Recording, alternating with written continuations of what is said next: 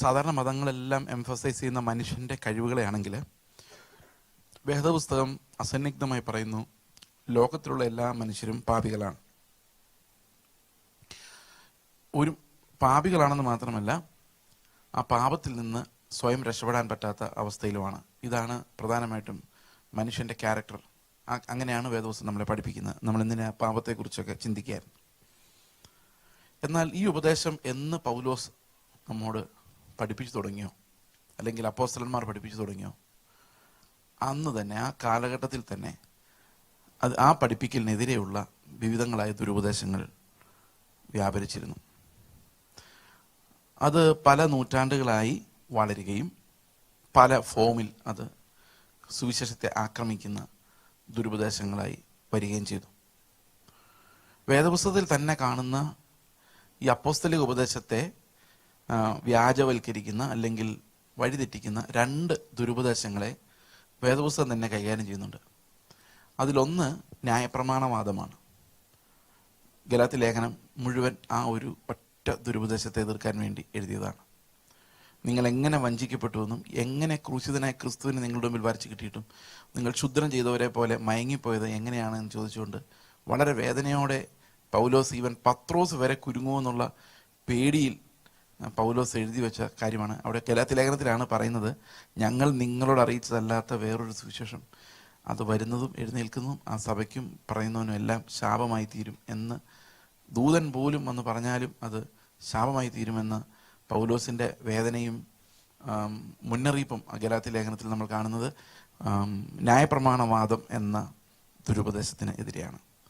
കാരണം ക്രൂശിതനായ ക്രിസ്തുവിനെ നഷ്ടപ്പെടുത്തുക എന്നുള്ളതാണ് ആ ദുരുപദേശത്തിൻ്റെ ഫലം.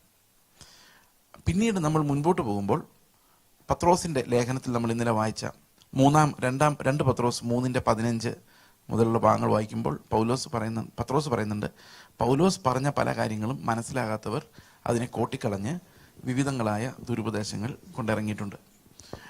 അതുകൊണ്ട് അവർ വഞ്ചിക്കുന്നവരാണ് അവരെന്നുള്ളൊരു വാണിങ് അവിടെ 16-ാം വാക്യത്തിൽ കൊടുക്കുന്നുണ്ട്. അവരുടെ നാശത്തിനായി തന്നെ അത് കോട്ടിക്കളയുന്നു. അപ്പോൾ പൊളൈൻ ടീച്ചിങ്, അതായത് അപ്പോസ്റ്റലിക് ടീച്ചിങ്, പൊളൈൻ ടീച്ചിങ് എന്ന് പറയുന്നേക്കാൾ അപ്പോസ്റ്റലിക് ടീച്ചിങ്. ഇന്നത്തെ വേറൊരു വലിയ പ്രശ്നമുണ്ട്. അപ്പോസ്തലിക സഭകളും സ്വതന്ത്ര സഭകളും എന്ന് പറഞ്ഞൊരു വലിയ ഡിബേറ്റ് നടക്കുന്നുണ്ട്. നമ്മൾ വിശ്വസിക്കും നമ്മളാണ് അപ്പോസ്തലിക സഭകളെന്ന്. അതിൻ്റെ കാരണം എന്താണെന്ന് വെച്ച് കഴിഞ്ഞാൽ അപ്പോസ്തലന്മാരുടെ ഉപദേശം ആര് പഠിപ്പിക്കുന്നു അതാണ് ശരിക്കും അപ്പോസ്തലിക സഭ എന്ന് പറയുന്നത്. അല്ലാതെ അപ്പോസ്തലിന് അങ്ങോട്ട് തിരിഞ്ഞാണോ ഇങ്ങോട്ട് തിരിഞ്ഞാണോ കുർബാന നടത്തിയെന്ന് ചോദിക്കുന്നതിൽ എന്തെങ്കിലും അർത്ഥമുണ്ടോ? അതാണോ അപ്പോസ്തലിക പാരമ്പര്യം? അപ്പോസ്തലന്മാരിങ്ങനെ കുപ്പായി വിട്ട് കുർബാന ചൊല്ലാൻ പള്ളികൾ പണി നടക്കായിരുന്നില്ലല്ലോ. അപ്പോസ്തലന്മാർ നടന്ന നടപ്പ് ആര് നടക്കുന്നോ അതാണ് അപ്പോസ്തലിക പാരമ്പര്യമുള്ള സഭ. ഓക്കെ, നമുക്ക് നമ്മുടെ വിഷയം അതല്ല. യാക്കോബിൻ്റെ ലേഖനം വന്നപ്പോഴേക്കും ഇത് കൂടുതൽ ഗൗരവമായ ഒരു വിഷയമായിട്ട് മാറി. യാക്കോബിൻ്റെ ലേഖനത്തിൽ പറയുന്ന യാക്കോബ് അഡ്രസ്സ് ചെയ്യുന്ന ആൾക്കാർ ന്യായപ്രമാണവാദത്തിൻ്റെ നേരെ ഓപ്പോസിറ്റായിട്ട് പൗലോസിൻ്റെ വാക്കുകളെ തന്നെ ദുർവ്യാഖ്യാനം ചെയ്ത് ആൻറ്റിനോമിയനിസം അല്ലെങ്കിൽ പ്രവൃത്തികൾ ആവശ്യമില്ല എന്നുള്ളൊരു ദുരുപദേശത്തിലേക്ക് വന്നു. ഒരുവൻ വിശ്വസിച്ചാൽ മാത്രം മതി, ആ വിശ്വാസം സത്യമാണ്, വിശ്വസിച്ചാൽ മാത്രം മതി. നമ്മൾ ഒറ്റ നോട്ടത്തിൽ നോക്കുമ്പോൾ ഇതെന്താ ശരിയല്ലേ എന്ന് തോന്നും. പക്ഷേ അവിടെ ഈ ദുരുപദേശങ്ങളെല്ലാം ഉണ്ടാകാനുള്ള കാരണം പൗലോസ് എന്താണ് ഉദ്ദേശിക്കുന്നത് വിശ്വാസം എന്നതുകൊണ്ട് എന്ന് മനസ്സിലാകുന്നില്ല എന്നുള്ളതുകൊണ്ടാണ്. യാക്കോബ് അതൊന്നും മനസ്സിലാക്കി കൊടുക്കാനാണ് അവിടെ ശ്രമിക്കുന്നത്. അത് ആൻറ്റിനോമിയനിസം അല്ലെങ്കിൽ ഹൈപ്പർ ഗ്രേസ്, ഇന്നത്തെ കാലത്ത് ഇറങ്ങിയ ഹൈപ്പർ ഗ്രേസ് അല്ലെങ്കിൽ ആൻറ്റിനോമിയനിസം എന്ന് പറയുന്ന ആ ഉപദേശത്തിന് എതിരായിട്ടാണ് യാക്കോബ് ആ ലേഖനം എഴുതിയിരിക്കുന്നത്. യാക്കോബിൻ്റെ ലേഖനം ആ ഒരു നോമോസ് എന്ന് പറഞ്ഞാൽ നിയമം എന്നാണ് അർത്ഥം. ആൻറ്റിനോമിയനിസം എന്ന് പറഞ്ഞാൽ നിയമം ഉണ്ടാകരുത് എന്നുള്ള ആ ഉപദേശമാണ്. അപ്പോൾ 2 എക്സ്ട്രീമിലേക്ക് പൗലോസിനെ വലിച്ചുകൊണ്ട് പോയി. ഒന്ന് ന്യായപ്രമാണം വേണമെന്നുള്ളവരും മറ്റൊന്ന് ഇത് അബ്സല്യൂട്ട്ലി വേണ്ട എന്ന് പറയുന്നവരുമായ 2 ഗ്രൂപ്പുകളാണ്. ആധുനിക കാലഘട്ടത്തിലും ഈ 2 ഗ്രൂപ്പുകൾ വളരെ പ്രബലമാണ്. എന്നാൽ പെന്തക്കോസ്തിനകത്ത് കൂടുതലുള്ളതും ന്യായപ്രമാണവാദികളാണ്. കാരണം ആൻറ്റിനോമിയൻസിനെ നമ്മൾ പുറത്താക്കി, അവർ വഴി ഏതോ വഴിയെ പോയി. കാരണം അവരിനി നമുക്ക് പെട്ടെന്ന് മനസ്സിലാകുന്ന ഒരു രീതിയിൽ അവരുടെ ദുരുപദേശം എക്സ്പോസ് ചെയ്യപ്പെട്ടിട്ടുണ്ട്.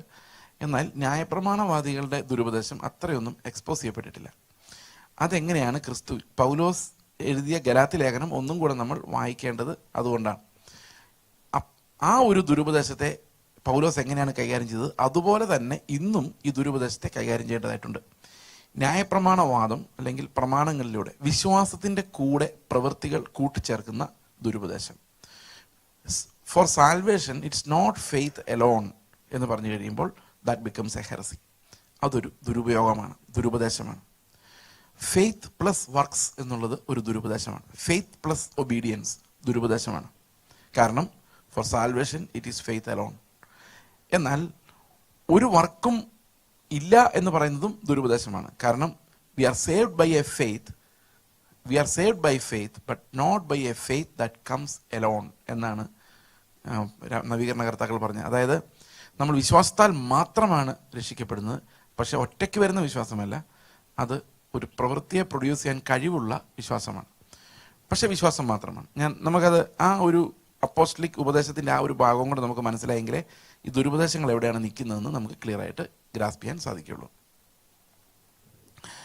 നമുക്ക് ഈ പൗലോസും യാക്കോബും തമ്മിലുള്ള കോൺഫ്ലിക്റ്റ് എന്താണെന്ന് നോക്കാം. അപ്പോസ്തല പ്രവൃത്തി റോമാലേഖനം 4-ാം അധ്യായവും യാക്കോബിൻ്റെ 2 തമ്മിലൊരു വലിയ കോൺഫ്ലിക്റ്റ് ഉണ്ട്. റോമാലേഖനം 4-ാം അധ്യായത്തിൽ പൗലോസ് പറയുന്ന ചില കാര്യങ്ങളിലേക്ക് നമുക്ക് വരാം. റോമാലേഖനം 4-ാം അധ്യായത്തിൻ്റെ 1 മുതൽ വായിക്കാം. 1 മുതൽ 6 വരെയുള്ള വാക്യങ്ങൾ, 5 വരെയുള്ള വാക്യങ്ങൾ. എന്നാൽ നമ്മുടെ പൂർവ്വപിതാവായ അബ്രഹാം ജഡപ്രകാരം എന്ത് പ്രാപിച്ചു എന്ന് പറയണ്ടു. അബ്രഹാം പ്രവൃത്തിയാൽ നീതീകരിക്കപ്പെട്ട് എങ്കിൽ അവന് പ്രശംസിപ്പാൻ സംഗതിയുണ്ട്. അബ്രഹാം പ്രവൃത്തികളാൽ നീതീകരിക്കപ്പെട്ടുവെങ്കിൽ അവന് പ്രശംസിപ്പാൻ സംഗതിയുണ്ട്. അടുത്ത വാക്യം, ദൈവസന്നിധിയിൽ ഇല്ലാതാനും. അപ്പോൾ പ്രവൃത്തികളാൽ നീതീകരിക്കപ്പെടുന്നവർക്കൊന്നും ദൈവസന്നിധിയിൽ പ്രശംസിക്കാൻ സാധിക്കില്ല, പക്ഷേ അവർക്ക് മനുഷ്യരുടെ ഇടയിൽ പ്രശംസിക്കാൻ പറ്റും, പ്രവൃത്തികളെ കാണിച്ചു കൊടുക്കാൻ പറ്റും. അടുത്ത വാക്യം, തിരുവെഴുത്ത് എന്ത് പറയുന്നു? അബ്രഹാം ദൈവത്തെ വിശ്വസിച്ചു, അത് അവന് നീതിയായി കണക്കിട്ടു എന്ന് തന്നെ. തിരുവെഴുത്ത് എന്ത് പറയുന്നു? അബ്രഹാം ദൈവത്തിൽ വിശ്വസിച്ചു, അത് അവന് നീതിയായി കണക്കിട്ടു എന്ന് തന്നെ. അടുത്ത വാക്യം, എന്നാൽ പ്രവർത്തിക്കുന്നവന് കൂലി കണക്കിടുന്നത് കൃപയായിട്ടല്ല കടമായിട്ടത്രേ. ഓക്കെ, അബ്രഹാം പ്രവർത്തിച്ചതുകൊണ്ടായിരുന്നു ദൈവം കൊടുത്തിരുന്നതെങ്കിൽ അത് ദാനമല്ല, കടം വീട്ടുന്നതാണ്. ഉദാഹരണത്തിന് ഞാനിവിടെ ജോലിക്ക് വന്ന് നിൽക്കുമെന്ന് വിചാരിച്ചു, ഒരു ദിവസം ഇവിടുത്തെ പണി മുഴുവൻ ഞാൻ ചെയ്യുമെന്ന് വിചാരിച്ചോ? എത്ര ഇവിടെ ഒരു ദിവസത്തെ കൂലി? അങ്ങനെ വല്ലതും ഉണ്ടോ ഇവിടെ? എത്ര കൊടുക്കും ഒരു ദിവസം മുഴുവൻ അധ്വാനിച്ചാൽ?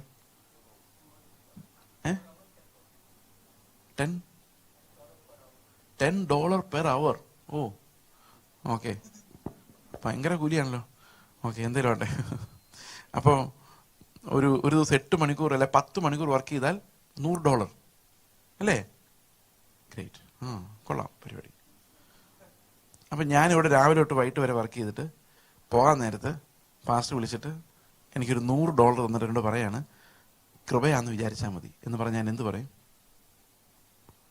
ഞാനിവിടെ ഒന്നും പണിയാതെ ചുമ്മാ ഇരുന്നിട്ട് $100 തരുമായിരുന്നെങ്കിൽ അത് കൃപയാണ്. പക്ഷെ ഞാനിവിടെ ഇത്ര അധ്വാനിച്ചിട്ട് നിങ്ങൾ തരാതിരുന്നാൽ ഞാൻ വെളിയിലോട്ട് ഇറങ്ങിക്കഴിഞ്ഞാൽ ആ നിമിഷം തൊട്ട് നിങ്ങൾ എനിക്ക് $100 തരാൻ കടക്കാരനാണ്. അപ്പം നിങ്ങൾ എനിക്ക് $100 തന്നാൽ ഞാൻ ചെയ്ത പ്രവൃത്തികൾക്ക് നിങ്ങൾ കടം വീട്ടുകയാണ്. അപ്പം പ്രവർത്തിക്കുന്നവനാണ് ദൈവം രക്ഷ എന്ന കൂലി കൊടുത്തതാണെങ്കിൽ അത് ദൈവം ദാനമായിട്ടല്ല തരുന്നത്, പിന്നെയോ കടം വീട്ടുകയാണ്, ആ മനുഷ്യനോടുള്ള കടം വീട്ടുകയാണ്. അപ്പോൾ ദൈവം കടം വീട്ടുന്ന ഒരു ദൈവമായതുകൊണ്ടാണ് അവൻ സ്വർഗത്തിൽ പോകുന്നത്. കാരണം പ്രവർത്തിച്ചിട്ടുണ്ട്. അപ്പോൾ അവൻ എന്താ ചോദിക്കുന്നത്? നീ എനിക്കുള്ള കടം ഇങ്ങ് വീട്ടിക്കോ. അപ്പോൾ എബ്രഹാം ചെയ്ത ഏതെങ്കിലും പ്രവൃത്തിക്ക് ദൈവത്തിൻ്റെ സന്നിധിയിൽ എന്തെങ്കിലും വാല്യൂ ഉണ്ടെങ്കിൽ എബ്രഹാം ദൈവത്തോട് കണക്ക് ചോദിക്കുകയാണ്, ഞാൻ ഇത്രയും പ്രവർത്തിച്ചതിന് നീ എനിക്ക് എന്ത് തരും? നിനക്ക് രക്ഷ തരാം. അപ്പോൾ അവൻ പിടിച്ചു മേടിക്കുകയാണ്. എന്താണ്? കടം ദൈവത്തെ കൊണ്ട് വീട്ടിപ്പിക്കുകയാണ്. ഇന്നത്തെ കാലത്ത് ഇങ്ങനത്തെ പാട്ടുകൾ നിങ്ങൾ കേട്ടിട്ടുണ്ടല്ലോ, അവൻ ആർക്കും കടക്കാരനല്ല എന്ന് പറഞ്ഞാൽ, നിങ്ങൾ എവിടെയെങ്കിലും ട്രാക്ടർ കൊടുത്തിട്ടുണ്ടെങ്കിൽ ദൈവം അതിന് പകരം തരും. അല്ല, നിങ്ങൾ സ്നേഹത്തിലൊന്നും ചെയ്യണ്ട, നിങ്ങൾ ചെയ്തതിൻ്റെ പകരം പൈസ എണ്ണി മേടിച്ച് നിങ്ങൾ ചെയ്യാവുള്ളൂ. കാരണം ദൈവം അത് തീർച്ചയായിട്ടും തരും. അപ്പോൾ അങ്ങനെയാണ് നമ്മൾ പാടുന്നത്, അല്ലേ? അപ്പോൾ കടമായിട്ട് മേടിക്കാനുള്ള പരിപാടിയാണ്, ദൈവത്തെ കൊണ്ട് കടം വീട്ടിപ്പിക്കാനുള്ള പരിപാടി. അടുത്ത വാക്യം നോക്കിയേ, പ്രവർത്തിക്കാത്തവനെങ്കിലും അഭക്തരെ നീതീകരിക്കുന്നവനിൽ വിശ്വസിക്കുന്നവനോ അവന്റെ വിശ്വാസം നീതിയായി കണക്കിടുന്നു. അപ്പം ഇത് ഭയങ്കര തെറ്റിദ്ധാരണ ഉണ്ടാക്കുന്ന, അതായത് ഏത് രീതിയിൽ വേണമെങ്കിലും വ്യാഖ്യാനിക്കാൻ തോന്നുന്നൊരു വാക്യമാണ് അവിടെ എഴുതിയിരിക്കുന്നത്. പ്രവർത്തിക്കാത്തവനെങ്കിലും അഭക്തനെ നീതീകരിക്കുന്നവനിൽ വിശ്വസിക്കുന്നവനോ. ആന്റിനോമിയൻസ്, അതായത് ഹൈപ്പർ ഗ്രേസുകാർ പറയുമ്പം പ്രവർത്തിക്കാത്തവനെയും അഭക്തനെയും നീതീകരിക്കുന്നു എന്ന് പറയും. പക്ഷെ അങ്ങനല്ല അവിടെ എഴുതിയിരിക്കുന്നത്. പ്രവർത്തിക്കാത്തവനെങ്കിലും അഭക്തനെ നീതീകരിക്കുന്നവനിൽ വിശ്വസിക്കുന്നവനോ. അപ്പൊ നമ്മൾ വിശ്വസിക്കുന്ന ദൈവത്തിന്റെ ക്വാളിറ്റി എന്തായിരിക്കണം? പ്രവർത്തിക്കാത്തവനെയും അഭക്തനെയും അവൻ നീതീകരിക്കും എന്നുള്ളത് കൊണ്ട് മാത്രമാണ് എനിക്ക് അവൻ്റെ അടുത്ത് ചെല്ലാൻ പറ്റുന്നത് എന്ന് പറഞ്ഞാൽ ഞാൻ എന്നിലേക്കോ എൻ്റെ പ്രവൃത്തിയിലേക്കോ നോക്കുന്നില്ല, കരുണ കാണിക്കുന്ന ദൈവത്തിലേക്കാണ് നോക്കുന്നതെന്നാണ് ഇതിൻ്റെ അർത്ഥം.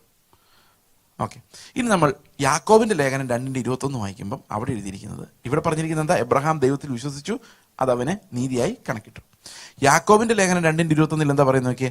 നമ്മുടെ പിതാവായ എബ്രഹാം തന്റെ മകനായ ഇസ്ഹാക്കിനെ യാഗപീഠത്തിന്മേൽ അർപ്പിച്ചിട്ട് പ്രവൃത്തിയാലല്ലയോ നീതീകരിക്കപ്പെട്ടത്. ഇത് വായിച്ചാൽ ആർക്കായാലും അപ്പൊ നമുക്ക് 2 പേർക്കുള്ള വാക്യമുണ്ട്. ഹൈപ്പർ ഗ്രേസുകാർക്കുള്ള വാക്യം കിട്ടി, ഇവിടെ ഇത് പ്രവൃത്തിയാൽ നീതീകരിക്കപ്പെടണമെന്ന് ആഗ്രഹിക്കുന്നവർക്കുള്ള വാക്യവും ബൈബിളിനകത്ത് കിട്ടി. ഇതാണ് പ്രശ്നം. സത്യത്തിൽ ഇവർ ആര് പറഞ്ഞതാണ് ശരി? പൗലോസ് പറഞ്ഞതാണോ ശരി, അതോ യാക്കോബ് പറഞ്ഞാണോ ശരി? നിങ്ങളൊന്ന് ശ്രദ്ധിച്ച് നോക്കി. ഒരു പാസ്റ്റർ വന്ന് നിങ്ങളോട് ചോദിക്കുകയാണ്, ബൈബിളിലെ 2 വാക്യം എടുത്ത് കാണിച്ചിട്ട് ഇതിലേതാണ് ശരിയെന്ന് ചോദിച്ചാൽ നിങ്ങൾ എന്ത് പറയും? രണ്ടും ശരിയാന്നല്ലേ പറയാൻ പറ്റുള്ളൂ. ഇത് രണ്ടിനെയും കൂടെ എങ്ങനെ ശരിയാക്കാം? നമുക്കൊന്ന് ശരിയാക്കി നോക്കാം. ഓക്കെ, ആദ്യം നമുക്കിതിൻ്റെ സോഴ്സ് ഒന്ന് പരിശോധിക്കാം. എബ്രഹാം എങ്ങനെയാണ് ശരിക്കും നീതീകരിക്കപ്പെട്ടത്? ഉൽപ്പത്തി പുസ്തകം 15:5-6 വായിക്കാം. ഉൽപ്പത്തി പുസ്തകം 15:5-6.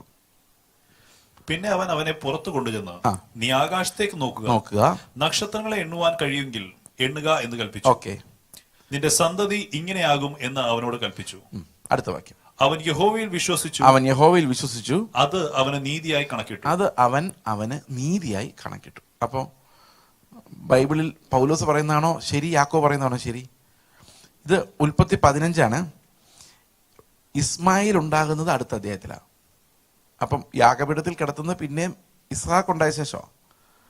അപ്പം അതിനൊക്കെ മുൻപ് തന്നെ എന്ത് സംഭവിച്ചിരുന്നു? എബ്രഹാം ദൈവത്തിൽ വിശ്വസിക്കുകയും ദൈവം അവനെ നീതിമാനെന്ന് കണക്കിടുകയും ചെയ്തിരുന്നു. നമ്മുടെ ഭാഷയിൽ പറഞ്ഞാൽ ആ നിമിഷം എബ്രഹാം മരിച്ചിരുന്നെങ്കിലും ഒരു പ്രവൃത്തിയും കൂടാതെ അവൻ സ്വർഗത്തിൽ പോകുമായിരുന്നു. കാരണം സ്വർഗത്തിൽ പോകാൻ ഒരു പ്രവൃത്തികളും കാരണമല്ല. ആ വിശ്വാസത്തോടു കൂടി ഇനി ഒന്നും കൂട്ടിച്ചേർക്കേണ്ടതായിട്ടില്ല. അവനെ നീതിമാൻ എന്ന് പറയുവാൻ ആ വിശ്വാസം മാത്രം മതിയായിരുന്നു. സമ്മതിച്ചോ? അതിനർത്ഥം എന്താ? നമ്മൾ എപ്പോൾ വിശ്വസിക്കുന്നോ അപ്പോൾ തൊട്ട് നമ്മളെ നീതിമാന്മാരായിട്ടാണ് ദൈവം കാണുന്നത്. That justification is free. അപ്പം മരിച്ചാലും ഒരു പ്രവൃത്തിയും ചെയ്തില്ലെങ്കിലും ക്രൂശിലെ കള്ളനെ പോലെ ആ നിമിഷം തന്നെ നമ്മൾ ദൈവത്തിൻ്റെ അടുത്തേക്ക് ചെല്ലും. ഇതാണ് വിശ്വാസം, വിശ്വാസത്താലുള്ള നീതീകരണം. ഓക്കെ, ഇനി എബ്രഹാമിൻ്റെ ലൈഫിൽ നമ്മൾ മുമ്പോട്ട് വായിക്കുമ്പോൾ അവനെ വിശ്വാസികളുടെ പിതാവാണെന്ന് നമുക്കറിയാം. അതുപോലെ തന്നെ യാക്കോബിൻ്റെ 2:21 വരുമ്പോഴേക്കും എബ്രഹാം ജീവിച്ച് അവൻ്റെ വിശ്വാസത്തെ കാണിച്ചു കൊടുക്കുന്ന പല സന്ദർഭങ്ങളുണ്ടാവുകയും അവൻ്റെ ഉള്ളിലുണ്ടായിരുന്ന വിശ്വാസം ശരിക്കും രക്ഷാകരമായ വിശ്വാസമായിരുന്നു എന്ന് തെളിയിക്കപ്പെടുകയും ചെയ്യുന്നുണ്ട്. ആ തെളിയിക്കപ്പെട്ടില്ലെങ്കിലോ സ്വർഗത്തിൽ പോകും.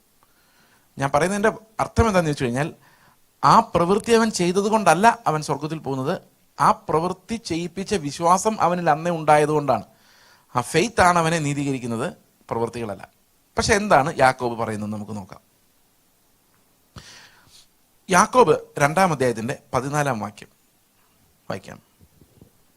സഹോദരന്മാരെ, ഒരുത്തൻ തനിക്ക് വിശ്വാസമുണ്ട് എന്ന് പറയുകയും പ്രവൃത്തികൾ ഇല്ലാതിരിക്കുകയും ചെയ്താൽ ഉപകാരമെന്ത്? ആ വിശ്വാസത്താൽ അവൻ രക്ഷ പ്രാപിക്കുമോ? ഓക്കെ, ഒരു സഹോദരനോ സഹോദരിയോ നഗ്നരും അഹോവൃത്തിക്ക് വകയില്ലാത്തവരുമായിരിക്കെ നിങ്ങളിൽ ഒരുത്തൻ അവരോട് സമാധാനത്തോടെ പോയി തീ കായുകയും വിഷപ്പടക്കുകയും ചെയ്യുവീൻ എന്ന് പറയുന്നതല്ലാതെ ദേഹരക്ഷയ്ക്ക് ആവശ്യമുള്ളത് അവർക്ക് കൊടുക്കാതിരുന്നാൽ ഉപകാരമെന്ത്? അപ്പൊ ഇത്രയാണ് യാക്കോബ് ചോദിക്കുന്നത്. നിങ്ങൾ വിശ്വാസം ഉണ്ടെന്ന് പറയുകയും ഒരു സഹോദരൻ നഗ്നനായോ ആഹാരമില്ലാതെ ഇരിക്കുമ്പം അവന് അത് കൊടുക്കാൻ പറ്റാതിരിക്കുകയും ചെയ്തു കഴിഞ്ഞാൽ അതെന്ത് വിശ്വാസമാണെന്നാണ് യാക്കോബ് ചോദിക്കുന്നത്. വേറൊരു ഭാഷയെ പറഞ്ഞാൽ, ഇപ്പോൾ ഒരു മനുഷ്യൻ വന്ന് നമ്മളോട് പറയാം, എൻ്റെ ബ്രദറെ ഇങ്ങനെ ജീവിക്കണമെന്ന് എനിക്കറിയത്തില്ല, എൻ്റെ കയ്യിലൊരു നയാ പൈസ ഇല്ല, കടം വീട്ടാൻ $100 വേണം, അത് എൻ്റെ കയ്യിലില്ല, ഞാൻ എന്ത് ചെയ്യുമെന്ന് അറിയത്തില്ല എന്ന് പറയുമ്പം നിങ്ങൾ അവരോട് പറയാണ്, നിങ്ങൾ സമാധാനമായിട്ട് പോയിക്കോ, നിന്നെ നടത്തുന്ന ഒരു ദൈവമുണ്ട്, ഞാനും പ്രാർത്ഥിക്കാം, നീയും പ്രാർത്ഥിച്ചോ. ഇയാളുടെ കയ്യിലിരിക്കുന്ന ഒരു $100 കൊടുത്താൽ തീരുന്ന പ്രശ്നമുള്ളൂ. പക്ഷെ അത് കൊടുക്കാതെ ഇവനോട് പോയി തീ കാഞ്ഞോ സ്വസ്ഥമായിട്ടിരുന്നോ പ്രാർത്ഥിക്കാമെന്ന് പറഞ്ഞാൽ ആ വിശ്വാസം ജീവനുള്ള വിശ്വാസമാണോ ചത്ത വിശ്വാസമാണോ? കേൾക്കുന്നുണ്ടോ നിങ്ങൾ? അതാണ് യാക്കോബ് ചോദിക്കുന്നത്. നമ്മളെല്ലാം ഭയങ്കര വിശ്വാസികളാണ്, പക്ഷെ വിശ്വാസം ഉണ്ടെന്നുള്ളതിന്റെ തെളിവ് എവിടെ? ഇതാണ് യാക്കോബിന്റെ ചോദ്യം. ആ തെളിവ് എങ്ങനെ തരാൻ പറ്റും? അതിന് താഴോട്ട് വായിക്കുമ്പോൾ നമുക്ക് ആ ഒരു കോൺട്രാസ്റ്റ് നമുക്ക് അടുത്ത വാക്യം 17 വാക്യം. അങ്ങനെ വിശ്വാസവും പ്രവൃത്തികളില്ലാത്തതായാൽ സ്വതവേ നിർജീവമാണ്. അപ്പം അത് തുടങ്ങുമ്പം തന്നെ, സ്റ്റാർട്ട് ചെയ്യുമ്പം തന്നെ, അത് വിശ്വാസമുണ്ടായി പ്രവൃത്തികളില്ല, അതുകൊണ്ട് ചത്തുപോയതല്ല. മനസ്സിലായോ? വിശ്വാസം ഉണ്ടായി, പിന്നെ പ്രവൃത്തികൾ ഉണ്ടായില്ല, അതുകൊണ്ട് വിശ്വാസം ചത്തുപോയില്ല. അങ്ങനെയല്ല. പ്രവൃത്തികളെ ഉളവാക്കാത്ത വിശ്വാസം സ്വതവേ തന്നെ ചത്തതാണ് എന്ന് പറഞ്ഞാൽ അവനിൽ രക്ഷാകരമായ വിശ്വാസം ഉണ്ടായിട്ടില്ല. മനസ്സിലാവുന്നുണ്ടോ? ഉണ്ടായിട്ടേ ഇല്ല. കാരണം അത് എന്ത് ചെയ്യുന്നില്ല? പ്രവൃത്തികളെ ഉണ്ടാക്കുന്നില്ല. അടുത്ത വാക്യം 18. എന്നാൽ ഒരുത്തൻ നിനക്ക് വിശ്വാസമുണ്ട്, എനിക്ക് പ്രവൃത്തികൾ ഉണ്ട് എന്ന് പറയുമായിരിക്കും. ചിലവന്മാർ ഇത് കേൾക്കുമ്പോൾ പറയും, വിശ്വാസം കൊണ്ടൊന്നും കാര്യമില്ല, പ്രവൃത്തി എനിക്കാ ഉള്ളത്, അതുകൊണ്ടും കാര്യമില്ല. അടുത്ത വാക്യം. നിന്റെ വിശ്വാസം പ്രവൃത്തികൾ കൂടാതെ കാണിച്ചു തരിക, ഞാനും എന്റെ വിശ്വാസം പ്രവൃത്തികളാൽ കാണിച്ചു. അപ്പൊ യാക്കോബിന്റെ വിഷയം രക്ഷയെക്കുറിച്ചൊന്നുമല്ല. യാക്കോബിന്റെ വിഷയം സ്വർഗത്തിൽ പോകുന്ന കാര്യമല്ല. കപടമായ വിശ്വാസവും ശരിയായ വിശ്വാസവും എന്താണെന്ന് സ്ഥാപിക്കാൻ വേണ്ടി യാക്കോബ് പറയാണ്, നിങ്ങൾ എങ്ങനെയാണ് നിങ്ങൾ വിശ്വാസികളാണെന്ന് ഒരാളെ കാണിച്ചു കൊടുക്കാൻ പോകുന്നത്? പ്രവൃത്തികളില്ലാതെ, പ്രസംഗത്തിലൂടെയോ? അല്ല, ഞാൻ പ്രവൃത്തികളാലാണ് ഈ വിശ്വാസത്തെ തെളിയിക്കാൻ ആഗ്രഹിക്കുന്നത്. അടുത്ത വാക്യം. ദൈവം ഏകനെന്ന് നീ വിശ്വസിക്കുന്നു, കൊള്ളാം.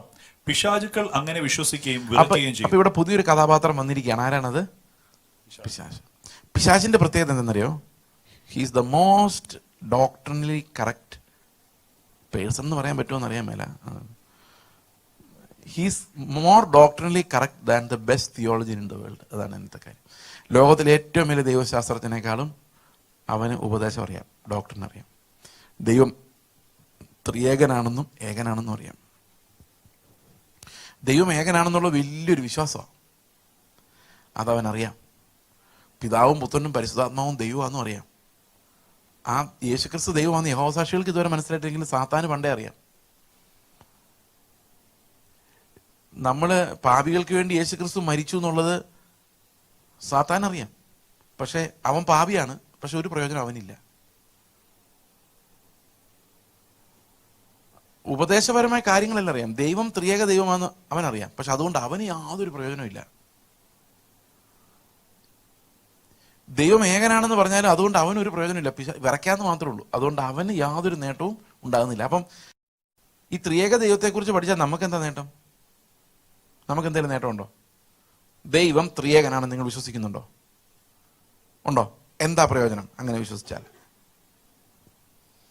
നമ്മൾ യഹോവസാക്ഷികളോട് തർക്കിക്കാം? അല്ല, അതല്ല.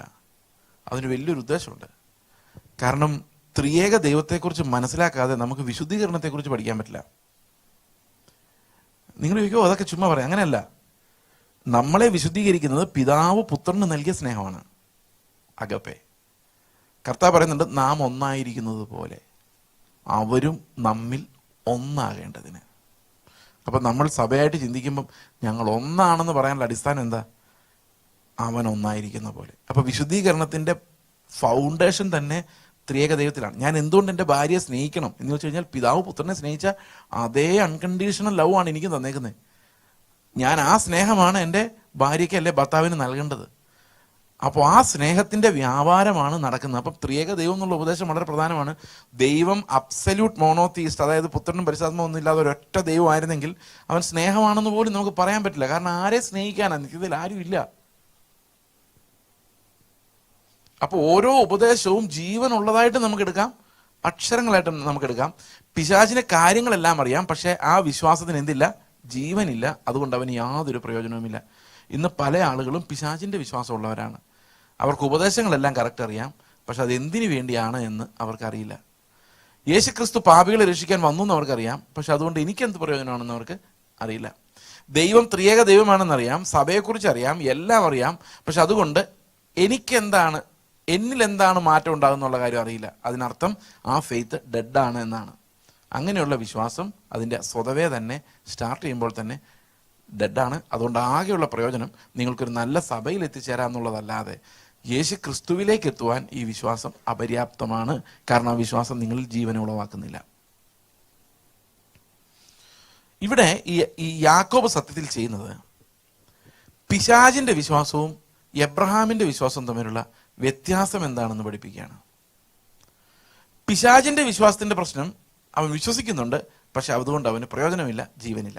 എന്നാൽ എബ്രഹാം ദൈവത്തിൽ വിശ്വസിച്ചപ്പോൾ അവന് നീതിയായി അത് വന്നത് എങ്ങനെ എന്നാണ് യാക്കോബ് എക്സ്പ്ലെയിൻ ചെയ്യുന്നത്. അതെങ്ങനെയാണെന്ന് നമുക്ക് നോക്കാം. റോമാലേഖനത്തിൽ തന്നെയാണ് അതിന് മറുപടി ഉള്ളത്. റോമാലേഖനം 4-ാം അധ്യായത്തിൽ തന്നെ 17-ാം വാക്യം നമുക്ക് വായിക്കാം. എബ്രഹാം എന്താണ് വിശ്വസിച്ചത്?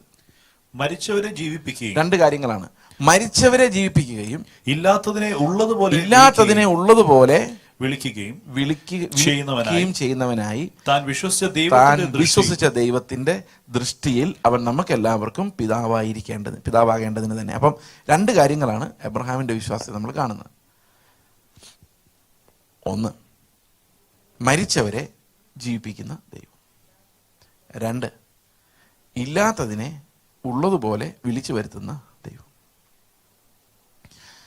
അപ്പൊ ഇസ്ഹാക്കിനെ യാഗം അർപ്പിക്കാൻ നേരത്ത് അവന്റെ ഉള്ളിൽ ഒരു കാര്യം അറിയാം, അത് തെളിയിക്കുക. ഈ വിശ്വാസം എബ്രഹാമിനുണ്ടോ നമുക്ക് എങ്ങനെ അറിയാം? ഈ യാഗം അർപ്പിക്കാൻ പോയപ്പോൾ വളരെ ഈസി ആയിട്ട് കൊച്ചിനെടുത്തോണ്ട് പോയി അല്ലേ? കൊച്ചിനെടുത്തോണ്ട് പോയി. അപ്പോൾ ഒരു കാര്യം അറിയാം, എബ്രായ ലേഖനത്തിൽ പറയാണ്, മരിച്ചവരിൽ നിന്നെന്ന പോലെ അവൻ ഇസ്ഹാക്കിനെ തിരിച്ചു പ്രാപിച്ചു വിശ്വാസത്താൽ. എന്ന് പറഞ്ഞാൽ അവൻ എന്തിൽ വിശ്വസിച്ചിരുന്നു? പുനരുത്ഥാനത്തിൽ വിശ്വസിച്ചിരുന്നു. എബ്രഹാം പറയാണ്, എൻ്റെ കൊച്ചിനെ കൊടുത്താലും കുഴപ്പമില്ല, അവൻ്റെ കഴുത്തിൽ ഞാൻ കത്തി വെച്ചാലും ദൈവം പറഞ്ഞിട്ടാണ്. ദൈവം പറഞ്ഞിട്ടായതുകൊണ്ട് എനിക്കൊരു വാഗ്ദത്വമുണ്ട്. വാഗ്ദത്വം എന്താ? നിന്റെ സന്തതി എങ്ങനെയാവും? വിശ്വാസിയാക്കി മാറ്റിയ വാഗ്ദത്വം എന്താ? അവന് നീതിമാനാക്കി മാറ്റിയ വാഗ്ദത്വം എന്താ? നിന്റെ സന്തതി ഇങ്ങനെയാകും. എങ്ങനെയാകും? ആകാശത്തിലെ നക്ഷത്രങ്ങൾ പോലെയാകും. ആ വാഗ്ദത്വത്തിൽ അവൻ വിശ്വസിച്ചു. എങ്ങനെ വിശ്വസിച്ചെന്നറിയോ? അവൻ്റെ പരിമിതികൾക്കപ്പുറത്ത് വിശ്വസിച്ചു. അവനൊരു കഴിവും ഇല്ലാത്തപ്പോഴാണ് ഒരു കൊച്ചിനെ കൊടുത്തത്. ആ കൊച്ചിനെയാണ് ദൈവം തിരിച്ചു ചോദിക്കുന്നത്. ആ കൊച്ചിനെ ദൈവം പിന്നെയും തിരിച്ചു ചോദിച്ചാലും അവന് ഒന്നുകിൽ പുനരുത്ഥാനം വഴി തിരിച്ചു തന്നിട്ടായാലും, അല്ലെങ്കിൽ അവൻ പോട്ടെ എന്ന് വെച്ചാൽ ഇല്ലാത്തടത്തുനിന്ന് ഒരു കൊച്ചിനെ വിളിച്ചു തന്നിട്ടായാലും അവന്റെ വാഗ്ദത്തം അവൻ നിറവേറ്റിയിരിക്കും. അതിൽ എൻ്റെ ഒരു പങ്കും ആവശ്യമില്ല എന്ന് എബ്രഹാമിന് അറിയാമായിരുന്നു. അതിനൊരു കോൺട്രിബ്യൂഷൻ എൻ്റെ ഭാഗത്തുനിന്ന് വരേണ്ട കാര്യമില്ലെന്ന് എബ്രഹാമിന് അറിയാമായിരുന്നു. കാരണം ഇല്ലാത്തടത്ത് നിന്ന് ഉള്ളതുപോലെ വിളിച്ചു വരുത്താൻ കഴിവുള്ളവനാണ് ദൈവമെങ്കിൽ ആ ദൈവത്തിന്റെ പ്രവൃത്തിയോട് എനിക്ക് ഒന്നും കൂട്ടിച്ചേർക്കാൻ ഇല്ല. There is nothing that I can do എന്ന് എബ്രഹാമിന് അറിയാമായിരുന്നു. അതുകൊണ്ട് ദൈവം പറയുന്നതെല്ലാം ചെയ്യുവാൻ എബ്രഹാമിന് കഴിഞ്ഞത് അവൻ സ്വയത്തിൽ പിടിക്കാഞ്ഞതുകൊണ്ടാണ്.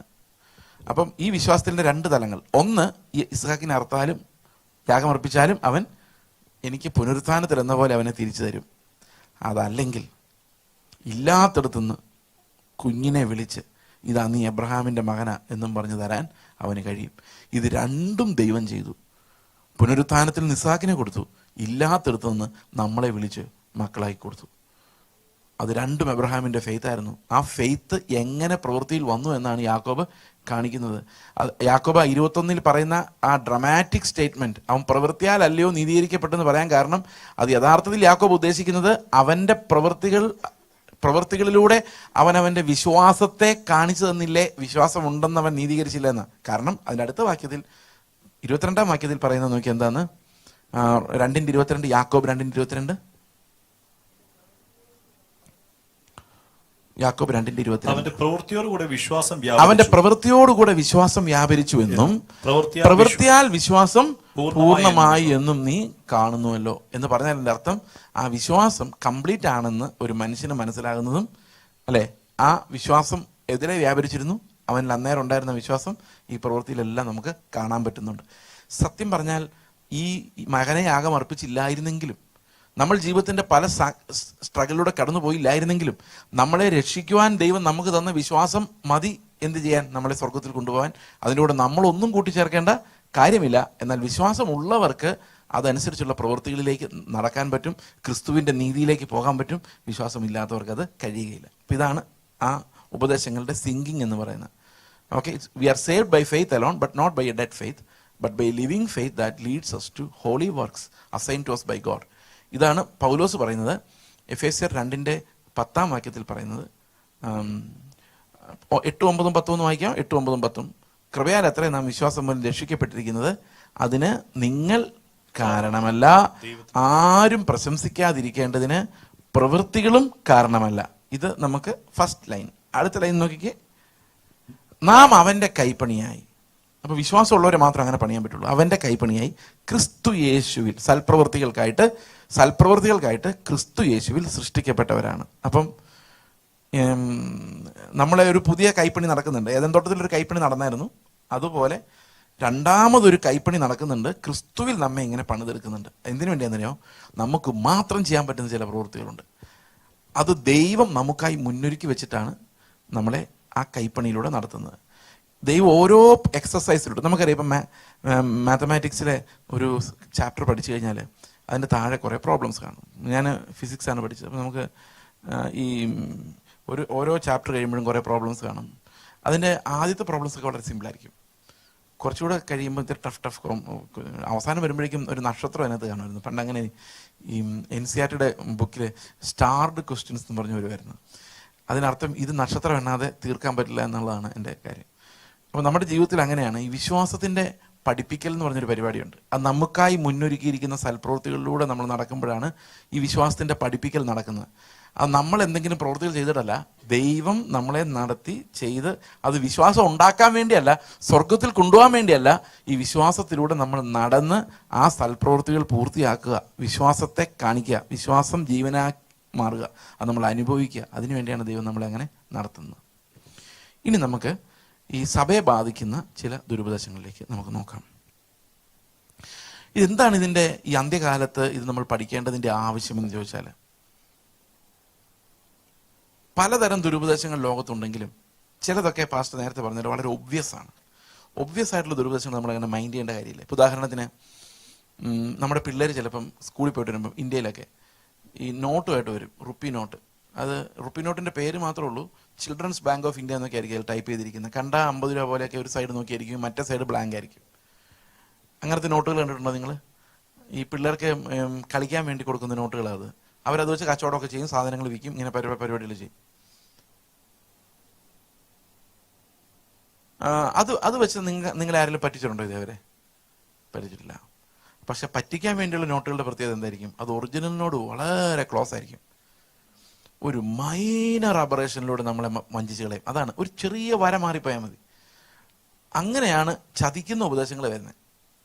കഴിയുമെങ്കിൽ വൃതന്മാരെയും തെറ്റിക്കാൻ. അപ്പം ഈ കഴിയുമെങ്കിൽ വൃതന്മാരെയും വളരെ ജീവിതത്തെ സൂക്ഷിക്കുന്നവരെ തെറ്റിക്കണമെങ്കിൽ ഈ പത്യോപദേശത്തോട് വളരെ ക്ലോസ് ആയിട്ട് ദുരുപദേശങ്ങൾ വരണം. അങ്ങനെ വന്നെങ്കിൽ മാത്രമേ നമ്മളെപ്പോലെയുള്ളവരെ ചതിക്കാൻ പറ്റുള്ളൂ.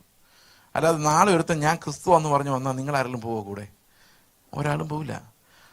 പകരം ഞാനാണ് ക്രിസ്തുവിൻ്റെ ആളെന്ന് പറഞ്ഞു വരികയും അവനിൽ ഒരു ദോഷവും നമ്മൾ നോക്കിയിട്ട് കാണാതിരിക്കുകയും ആളുടെ പ്രസംഗങ്ങൾ വളരെ അട്രാക്റ്റീവ് ആയിരിക്കുകയും ചെയ്തെങ്കിൽ മാത്രമല്ലേ നമുക്കവനെ അനുഗമിക്കാൻ തോന്നുള്ളൂ.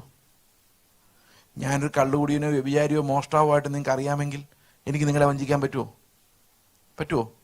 ഇല്ല. ഞാനൊരു വഴക്കാളിയും കൊലപാതകമാണെന്ന് നിങ്ങൾ അറിയുന്നെങ്കിൽ എനിക്ക് നിങ്ങൾ എന്ത് പറഞ്ഞാലും വഞ്ചിക്കാൻ പറ്റില്ല. കാരണം അറിയാം, അവൻ നന്നായിട്ടില്ല, പിന്നെയാണ് പ്രശ്നം അല്ലേ? അപ്പം നമ്മളെ വഞ്ചിക്കണമെങ്കിൽ ആര് വേണം? നല്ല മനുഷ്യർ വേണം അല്ലേ? ഒന്ന്. ഈ ചീത്ത മനുഷ്യരോ ഇഷ്ടം പോലെ ഉണ്ട്, ദുരുപദേശം. അത് നമുക്കറിയാം, നമ്മളവരെല്ലാം കട്ട് ചെയ്തേക്കുക. ഇതിനകത്ത് കയറിയേക്കുന്ന മായങ്ങളെ കണ്ടുപിടിക്കാൻ പറ്റാത്തതിൻ്റെ കാരണം ഇത് നല്ല മനുഷ്യരാൽ മാത്രം സ്പ്രെഡ് ചെയ്യപ്പെടുന്ന, ക്രിസ്തുവിൻ്റേതെന്ന് നമ്മൾ സംശയിക്കുന്ന, എന്നാൽ ക്രിസ്തുവിൻ്റേതല്ലാത്ത, അതിൽ നിന്ന് അകറ്റിക്കളയുന്ന ദുരുപദേശങ്ങളെക്കുറിച്ചാണ് ഞാൻ സംസാരിക്കുന്നത്. ഈ ദുരുപദേശങ്ങളിൽ പൗലോസിൻ്റെ രണ്ട് ദുരുപദേശങ്ങളാണ് ഉള്ളത് മെയിൻലി. ഇന്ന് ഞാൻ കണ്ടിട്ടുള്ളൂ കേട്ടോ, 100,000 എണ്ണം കാണുമായിരിക്കും. പക്ഷേ എതിർ ക്രിസ്തുവിനെ നമുക്ക് ദാനം ചെയ്യുന്ന, ഇന്നാ പിടിച്ചോ ഒരു എതിർ ക്രിസ്തുവിനെ എന്ന് പറഞ്ഞ് നമ്മുടെ ഇടയിൽ വ്യാപരിക്കുന്ന 2 ഉപദേശങ്ങളുണ്ട്. അതിലൊന്ന് ഈ ന്യൂ ജനറേഷൻ കൾട്ടുകളിലൂടെ വ്യാപരിക്കുന്ന അഭിഷിക്തന്മാരുടെ പരിപാടികളാണ്. ഈ അഭിഷിക്തന്മാര് ന്യൂ ജനറേഷനിൽ മാത്രമല്ല ഉള്ളത്, പെന്തക്കോസിനകത്തും ഇഷ്ടം പോലെ അഭിഷിക്തന്മാരുണ്ട്. ഇതെങ്ങനെയാണ് ദുരുപദേശമാകുന്നത്, എതിർ ക്രിസ്തുവിനെ കൊണ്ടുവരുന്നത് നമുക്കൊന്ന് നോക്കാം. അഭിഷിക്തൻ എന്നുള്ള വാക്കിന്റെ എബ്രായ പദം എന്താണെന്ന് പറയാം.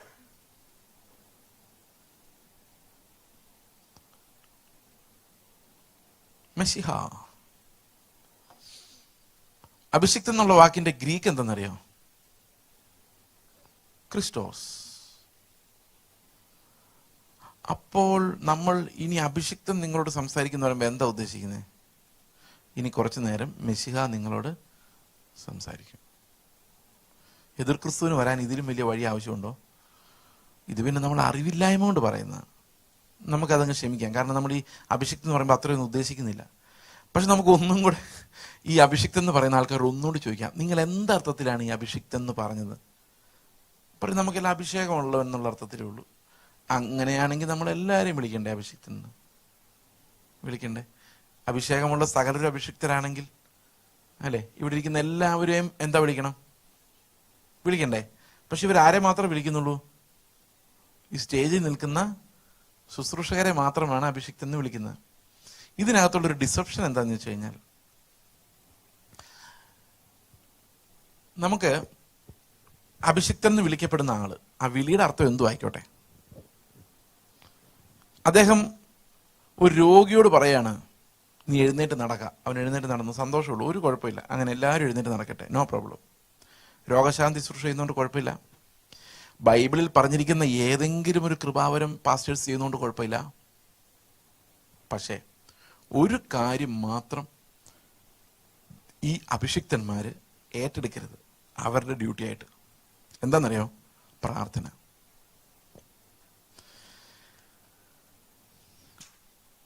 നിങ്ങളെല്ലാം ഞെട്ടിയിരിക്കുമെന്ന് എനിക്കറിയാം. പ്രാർത്ഥനാ വരം എന്ന് പറഞ്ഞൊരു വരം ബൈബിളിലില്ല. എല്ലാ മക്കൾക്കും ഏത് സമയത്തും ക്രിസ്തുവിലൂടെ അവന്റെ രക്തത്താൽ കൃപാസനത്തിലേക്ക് കടന്നു ചെല്ലാൻ ഇനി ഒരു മധ്യസ്ഥന്റെയും ആവശ്യമില്ല. പ്രവചിക്കുന്നതിന് ആൾക്കാർ നമുക്ക് വേണം. പ്രവാചകൻ അതൊരു വരമാണ്, കൃപാവരമാണ്. അഭിഷിക്തൻ എന്ന് വിളിക്കപ്പെടുന്ന ആളുകൾ പ്രവചിക്കട്ടെ, സന്തോഷമുള്ളൂ. രോഗശാന്തി ശുശ്രൂഷ ചെയ്യട്ടെ, സന്തോഷമുള്ളൂ. ഭൂതങ്ങളെ പുറത്താക്കട്ടെ, സന്തോഷമുള്ളൂ.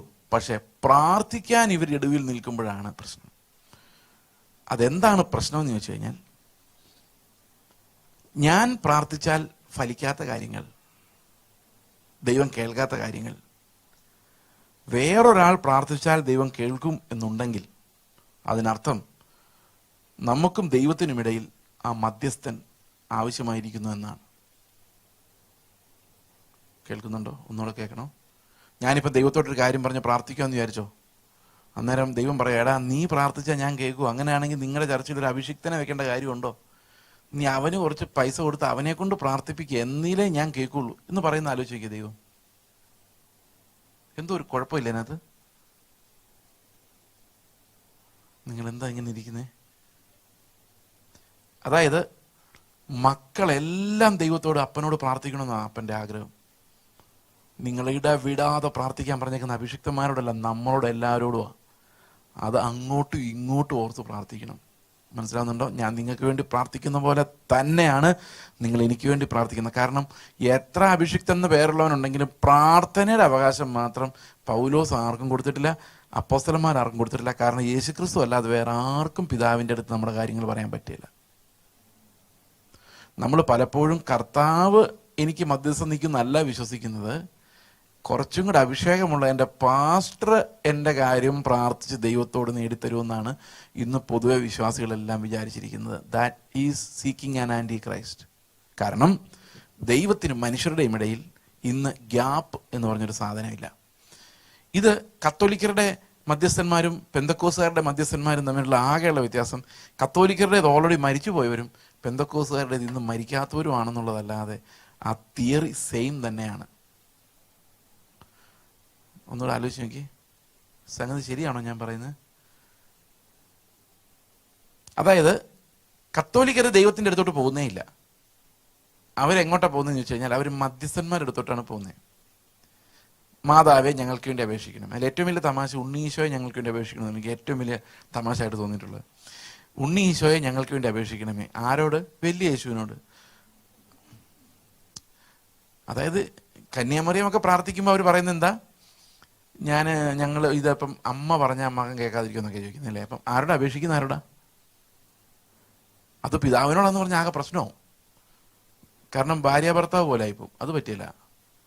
അപ്പൊ പുത്രനോടാണ് മധ്യസ്ഥത. ആരാണ് മധ്യസ്ഥ അണയ്ക്കുന്നത്? കന്യാമറിയം അല്ലേ? അപ്പൊ ഉണ്ണീശോ ആരോടാ മധ്യസ്ഥ അണയ്ക്കുന്നത്? പുത്രനോട്. അങ്ങനെ ആവണമല്ലോ അല്ലേ? അപ്പൊ ഉണ്ണീശോ എങ്ങനെയാ വലിയ യേശുവിനോട് പ്രാർത്ഥിക്കുന്നത്? ഈ ഉണ്ണീശോ എവിടെ ഉണ്ട്? ഇതാണ് അവരുടെ തട്ടിപ്പ്. പക്ഷെ അവരുടെ ഒരുമാതിരി വിശുദ്ധന്മാരെയൊക്കെ നോക്കി ഒരുമാതിരി മര്യാദയ്ക്ക് ജീവിച്ചിരുന്ന ആൾക്കാരാണ്, ത്യാഗസമ്പന്നരായ ആൾക്കാരാണ്. നിങ്ങൾ അവരുടെ വിശ്വാസി ഈ പൈസ ലോകത്തുണ്ടാക്കി പണം ഉണ്ടാക്കി വിമാനത്തിൽ കൂടെ അങ്ങോട്ടും ഇങ്ങോട്ടും സ്വന്തം വിമാനം ഉണ്ടാക്കി പറന്നുകൊണ്ട് നടന്ന ഒരൊറ്റ വിശുദ്ധൻ പോലും കത്തോലിക്ക സഭയ്ക്കില്ല. എല്ലാം എവിടെയെങ്കിലും കണ്ട് അടികൊണ്ട് ചത്തവരും വെടികൊണ്ട് ചത്തവരും സഫർ ചെയ്തവരൊക്കെയാണ്. അവരാണ് നമുക്ക് വേണ്ടി ഇടിവ് നിൽക്കാൻ പോകുന്നത്. നമുക്ക് അതിനുള്ള സൗകര്യം ഇല്ലാത്തതുകൊണ്ടും നമുക്ക് അത്രയും വിശുദ്ധരാകാനൊന്നും പറ്റാത്തതുകൊണ്ടും നമ്മൾ എന്ത് ചെയ്യുന്നു വെച്ച് കഴിഞ്ഞാൽ ഇങ്ങനെയുള്ള നല്ലവരായ മരിച്ചുപോയ ആൾക്കാർ പ്രൂവണാണ് അവരെ വെച്ചാണ്. എന്നാൽ പെന്തക്കോസ്തുകാർക്ക് ഇത്തിരി അപകടകരമായൊരു മധ്യസ്ഥ പരിപാടിയുണ്ട്. അതിൽ അഭിഷിക്തന്മാരെന്ന് പറഞ്ഞാൽ ലോകത്തിൻ്റെ സ്വഭാവമുള്ളവരും ലോകത്തിൽ ജയിച്ചവരുമാണ്. ഇവര് കൈ വീശുമ്പം അല്ലെങ്കിൽ ഇവർ ദൈവത്തിൻ്റെ അടുത്ത് ചെല്ലുമ്പം ഒരു പ്രത്യേക അഭിഷേകം വ്യാപരിക്കുകയും നമ്മുടെ വിഷയങ്ങൾക്കെല്ലാം പരിഹാരം ഉണ്ടാകുകയും ചെയ്യുമെന്ന് ഒരാൾ വിചാരിക്കുമ്പം നിങ്ങൾ വിചാരിക്കുന്നില്ലേ ഇതൊരു എതിർ ക്രിസ്തുവാണ്? ഒന്ന് ചിന്തിച്ചു നോക്കി. അപ്പം നമ്മുടെ സഭകളിൽ ന്യൂ ജനറേഷൻ ചർച്ചകളിലേക്ക് നിങ്ങൾ ചെന്ന് കഴിഞ്ഞാൽ അവിടെ ആരും ക്രിസ്തുവിനെ അന്വേഷിച്ചല്ല ചെല്ലുന്നത്, ഈ മനുഷ്യന്റെ പ്രാർത്ഥനയാണ് അവരുടെ ബലം. അതുകൊണ്ടാണ് അഭിഷിക്തനെ തൊട്ടാ ദൈവം വെറുതെ വിടില്ല എന്ന് പറയാനുള്ള കാരണം, അവൻ അഭിഷിക്തൻ എന്ന ഒരാളെ ഇടിവിൽ നിൽക്കാൻ വേണ്ടി നമുക്ക് വേണ്ടി വെച്ചിരിക്കുക. ഓക്കെ, അപ്പോൾ നമ്മൾ എന്താ ഇതിനകത്ത് മനസ്സിലാക്കേണ്ടത്? പ്രാർത്ഥന എന്നത് ഞാൻ അവർക്കും അവർ എനിക്കും ഒരുപോലെ പ്രാർത്ഥിക്കണം. പൗലോസ് എഫെസോസിലെ സഭയ്ക്ക് വേണ്ടി പ്രാർത്ഥിക്കുന്ന നമ്മൾ കാണുന്നുണ്ട്. അതുപോലെ കൊളോസി സഭയ്ക്ക് അവർക്കെല്ലാം എഴുതുമ്പം പറയുന്നുമുണ്ട്, നിങ്ങൾ ഞങ്ങൾക്ക് വേണ്ടിയും പ്രാർത്ഥിക്കണം. നിങ്ങൾ പ്രാർത്ഥിക്കുന്നതും ഞാൻ പ്രാർത്ഥിക്കുന്നതും തമ്മിൽ വ്യത്യാസമുണ്ടെങ്കിൽ ഇപ്പോഴും കർത്താവ് നമുക്ക് വേണ്ടി മരിച്ചത് വ്യർത്ഥമാണ്. മനസ്സിലാവുന്നുണ്ട് ഞാൻ പറയുന്നത്? ഓക്കെ, എന്തെങ്കിലും സംശയം ഉണ്ടെങ്കിൽ നിങ്ങൾക്ക് ചോദിക്കാം, ബൈബിൾ ക്ലാസ് ആയതുകൊണ്ട്. ഇനി അതിനൊരു ഇത്തിരി കൂടെ ഒരു കടന്നൊരു എക്സ്പ്ലനേഷൻ ഞാൻ പറയാം. പഴയ നിയമത്തിൽ പലപ്പോഴും കാര്യങ്ങൾ സാധിക്കാൻ വേണ്ടി ഇടിവിൽ നിൽക്കാൻ ദൈവം ജനങ്ങളെ അന്വേഷിക്കുമായിരുന്നു. അതായത് ഈ ജനത്തോട് ദൈവം മോശയോട് പറയുന്ന പോലെ നിന്റെ കൂടെ ഞാൻ നടന്നാൽ നിന്നെയൊക്കെ കൊല്ലേണ്ടി വരുമെന്ന് പറയുന്നല്ലേ പുറപ്പാട് പുസ്തകം 33 അധ്യായത്തിൽ. അപ്പോൾ ദൈവം ഇടയ്ക്ക് ഇടിവിൽ നിൽക്കാൻ ആൾക്കാരെ അന്വേഷിക്കും. സ്വർഗത്തിൽ കൊണ്ടുപോകാൻ വേണ്ടിയൊന്നുമല്ല, ആ ദേശത്തുള്ള അനുഗ്രഹങ്ങൾ ദൈവത്തിന് നൽകാൻ വേണ്ടിയാണ്. അപ്പം ഒരിടത്ത് കർത്താവ് തന്നെ പറയുന്നുണ്ട്, ഈ ജനത്തിന് വേണ്ടി മോശയും ഏലിയാവും ഇടിവിൽ നിന്നാലും ഞാൻ ഇവരുടെ പ്രാർത്ഥന കേൾക്കില്ല. അപ്പൊ നീതിമാനായ ഒരാൾ എന്ത് ചെയ്യണം? മധ്യസ്ഥ നീക്കണം. പക്ഷേ യേശുക്രിസ്തു കാൽവരി ക്രൂസിൽ മരിച്ചതോടുകൂടി ദൈവവും മനുഷ്യനും തമ്മിലുള്ള ഇടിവെന്ന് പറയുന്ന സാധനം, ഗ്യാപ്പ് യേശു ക്ലോസ് ചെയ്തു. വിശ്വാസമുണ്ടോ ക്ലോസ് ചെയ്തു എന്ന്? അപ്പം ഏത് മനുഷ്യനും പിതാവിൻ്റെ അടുത്തേക്ക് തക്ക സമയത്ത് കൃപ ലഭിക്കാൻ കിടന്നതല്ല, നമുക്കൊരു മധ്യസ്ഥൻ ആകാശത്തിൽ കൂടി കടന്നുപോയ യേശു എന്നൊരു മധ്യസ്ഥൻ നമുക്കുണ്ട്. നമുക്ക് ഈ വാക്യം ഒന്ന് വായിക്കാം. എബ്രായ ലേഖനം 4-ാം അധ്യായത്തിന്റെ 13 മുതലുള്ള വാക്യങ്ങൾ നമുക്ക് വായിക്കാം. 13 മുതൽ ആ അധ്യായം തീരുന്നവരെ. അവന് മറഞ്ഞിരിക്കുന്ന ഒരു സൃഷ്ടിയുമില്ല, ദൈവത്തിന് മറഞ്ഞിരിക്കുന്ന ഒരു സൃഷ്ടിയുമില്ല. സകലവും അവന്റെ കണ്ണിന് നഗ്നവും മലർന്നതുമായി കിടക്കുന്നു. അവനുമായിട്ടാകുന്നു നമുക്ക് കാര്യമുള്ളത്. അതെ അതെ, നമ്മുടെ ബിസിനസ് ആരുമായിട്ടാണ്? അവനുമായിട്ടാണ്. അടുത്ത വാക്യം. ആകയാൽ ദൈവപുത്രനായ യേശു ആകാശത്തിൽ കൂടി കടന്നുപോയ. അപ്പൊ നമ്മുടെ ആശ്വാസം എന്താന്ന് വെച്ച് കഴിഞ്ഞാൽ, ആകാശത്തിൽ കടന്നുപോയ ഒരു മഹാപുരോഹിതനായി നമുക്കുള്ളത് കൊണ്ട് നാം നമ്മുടെ സ്വീകാരം മുറുകെ പിടിക്കുക. അപ്പൊ നമുക്കൊരു മധ്യസ്ഥനുണ്ട്, ഒരു മഹാപുരോഹിതനുണ്ട്. അവൻ ആകാശത്തിൽ കൂടി കടന്നുപോയവനാണ്. കാരണം നമ്മൾ അവസാനം ഡീല് ചെയ്യേണ്ടത് ആരുമായിട്ടാ? നമ്മുടെ അകവും പുറവും എല്ലാം അറിയാവുന്ന, നമ്മൾ മറച്ചു വെച്ചിരിക്കുന്ന പേഴ്സണാലിറ്റി പോലും തുറന്നു വരുന്ന ദൈവത്തിന്റെ മുമ്പിലാണ് നമ്മുടെ ബിസിനസ് ഉള്ളത്. അതുകൊണ്ട് നമുക്ക് വേണ്ടി വാദിക്കണമെങ്കിൽ ആര് വേണം? നമ്മുടെ അകം പുറം അറിയാവുന്ന ദൈവം തന്നെ നമുക്ക് ഇടിവിൽ നിന്നെങ്കിലേ നമുക്ക് സാധിക്കുകയുള്ളൂ. ഞാനിതൊരു ചെറിയൊരു എക്സാമ്പിളായിട്ട് പറയാം. സപ്പോസ് ഞാനൊരു വക്കീലാന്ന് വിചാരിച്ചോ, ഒരാൾക്ക് വേണ്ടി വാദിക്കുക, ഒരു പ്രതിക്ക് വേണ്ടി വാദിക്കുകയാണ്. അപ്പൊ ജഡ്ജിക്ക് എന്നേക്കാൾ കൂടുതൽ ആ പ്രതിയെ അറിയാമെങ്കിൽ ഞാൻ പറയുന്ന വാദം വല്ലതും നടക്കുമോ? മനസ്സിലാവുന്നുണ്ടോ? ഉദാഹരണത്തിന് ഞാൻ ദൈവത്തിൻ്റെ അടുത്ത് നിന്ന് പറയാം, കർത്താവ് ഞാൻ ഇടിവ് നിൽക്കുക കേട്ടോ, യേശുവിൻ്റെ സ്ഥാനത്ത് ഇടിവ് നിൽക്കുകയാണേ, ഒന്നൊരു നിമിഷം നോക്കിക്കണേ, യേശുവിൻ്റെ സ്ഥാനത്ത് ഞാൻ ഇടിവ് നിൽക്കുക. അപ്പം പറയാം, കർത്താവേ ഈ സഹോദരന് വേണ്ടി ഞാൻ നിന്നോട് പ്രാർത്ഥിക്കുകയാണ്, അവൻ പാവമാണ്, അവനെ എങ്ങോട്ട് രക്ഷിക്കണേ. അപ്പൊ കർത്താവ് പറയാ, അവനെ നിനക്ക് ശരിക്കറിയാവോ? പിന്നെ വളരെ നല്ല മനുഷ്യനാണ്. എന്നാ അങ്ങനല്ല, അവൻ്റെ അകം നീ കണ്ടിട്ടില്ലല്ലോ, പുറമല്ലേ കണ്ടിട്ടുള്ളൂ, അവൻ മഹാപ്രശ്നക്കാരനാണ്. പിന്നെ അവന് വേണ്ടി റെക്കമെൻഡ് ചെയ്യാമെന്ന നീയും ഒട്ടും മോശമല്ല. നടക്കുമോ വല്ല പരിപാടിയും? ഒന്നും നടക്കില്ല. മനസ്സിലാവുന്നുണ്ട് ഞാൻ പറയുന്നത്? ബിസിനസ് ഉള്ളത് ആരുമായിട്ടാ? നമ്മുടെ അവസാനം ഒരു ബിസിനസ് തീർക്കാനുണ്ട്. അതാരുമായിട്ടായിരിക്കും? നമ്മുടെ അകത്ത് പോകുന്ന ഓരോ ചിന്തകളും കണക്കിട്ടറിയാവുന്ന, ഒന്നും നമുക്ക് നോ പറയാൻ പറ്റാതെ, നിഷേധിക്കാൻ പറ്റാതെ, അത്രയും നമ്മൾ അകം പുറം അറിയാവുന്ന ഒരാളുടെ ഒപ്പം നമ്മൾ നിൽക്കും. അങ്ങനെ നിൽക്കുമ്പോൾ നമുക്ക് ആകെയുള്ള ആശ്വാസം നമ്മളെ വിളിച്ച മധ്യസ്ഥനും നമ്മുടെ എല്ലാം അറിയാവുന്നവനാണ്. അതറിഞ്ഞുകൊണ്ട് തന്നെയാണ് എന്നെ വിളിച്ചേക്കുന്നത്. അവൻ അറിയാമെന്നുള്ളതും അവന് നമ്മളോട് സിമ്പതി ഉണ്ടെന്നുള്ളതുമാണ് നമുക്ക് ആകെയുള്ള ആശ്വാസം. 15-ാം വാക്യം വായിച്ചേ. നമുക്കുള്ള മഹാപുരോഹിതൻ നമ്മുടെ ബലഹീനതകളിൽ സഹതാപം കാണിപ്പാൻ കഴിയാത്തവനല്ല, പാപമൊഴികെ സർവ്വത്തിലും നമുക്ക് തുല്യമായി പരീക്ഷിക്കപ്പെട്ടവനത്രേ നമുക്കുള്ളത്. പാപമൊഴികെ സർവ്വത്തിലും നമുക്ക് തുല്യമായി പരീക്ഷിക്കപ്പെടാം. അടുത്ത വാക്യം.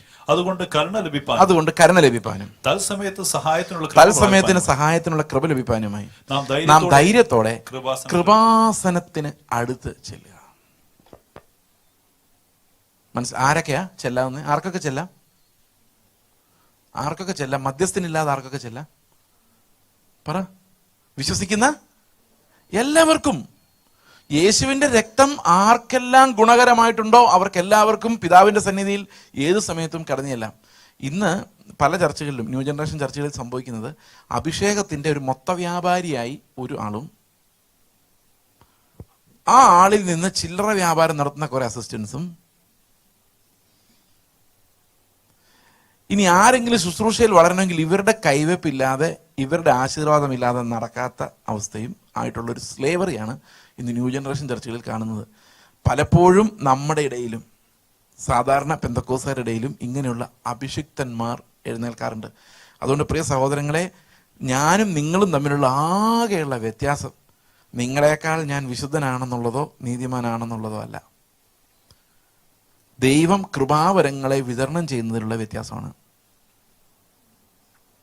പ്രാർത്ഥിക്കാനുള്ള അവകാശം നിങ്ങൾക്കും എനിക്കും ഒരുപോലെയാണ്. സമ്മതിച്ചോ?